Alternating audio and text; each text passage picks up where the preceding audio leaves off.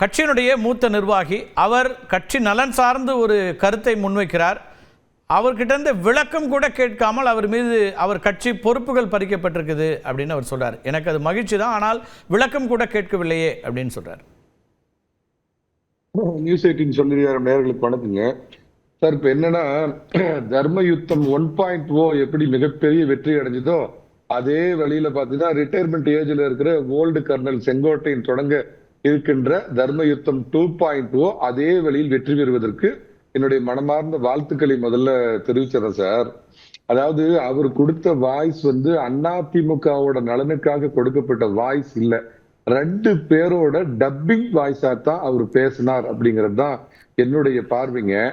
அதுல பாத்தீங்கன்னா ஜெர்மன்ல இருந்து ஒரு 4 நாளைக்கு முன்னாடி ஒரு முக்கியமான பிரமுகர் இவர்கிட்ட 25 நிமிஷம் பேசினார். அவருக்காக எழுப்பப்பட்ட குரல் தான் திரு செங்கோட்டை என்கிற இந்த ரிட்டையர்மெண்ட் ஏஜ்ல இருக்கிற ஓல்டு கர்னல் கொடுத்த வாய்ஸ்.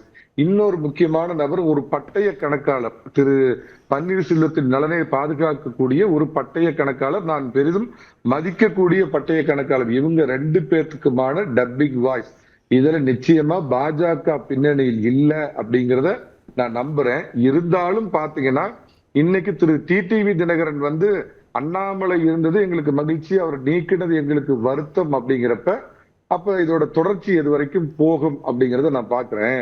இதுல என்னன்னா சார், மூவரையும் சேர்க்க முடியாது அப்படிங்கிற காரணத்தையும் திரு எடப்பாடி பழனிசாமி உரியவர்கள் மூலம் ஒரு 10 நாளைக்கு முன்னாடியே திரு கே ஏ செங்கோட்டையனுக்கு தெரியப்படுத்திட்டார். அதற்கான காரணங்களையும் அவர் தெரியப்படுத்திட்டார். ஒரு கட்சியினுடைய பொதுச் செயலாளர், அதுவும் ஒரு என்ன சொல்லுவாங்கன்னா ராணுவ கட்டுப்பாடு மிக்க கட்சி அதிமுகன்னு சொல்ற கட்சி, அது புரட்சி தலைவர் காலத்திலயும் அம்மா காலத்திலயும் அதே வழியில தான் செயல்பட்ட அந்த கட்சியில கோபிச்செட்டிப்பாளையத்துல கூப்பிட்டு உட்கார்ந்துகிட்டு நீங்க ஒரு கெடு விதிக்கிறீங்க அப்படின்னாவே நீங்க பொதுச் செயலாளரை ப்ரொவோக் பண்ணி அப்பா என்ன நீக்கு அப்படின்னு கிட்டத்தட்ட அது ஒரு சேலஞ்சு பண்ண ஒரு விஷயம்தான்.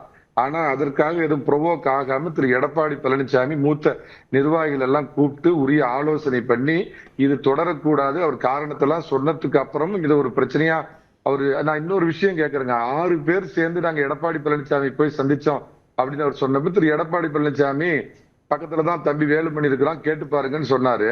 5 பேர்த்துல யாராவது ஒருத்தர் திரு செங்கோட்டையன் சொன்னதை என்டாஸ் பண்ணாங்களா முதல்ல?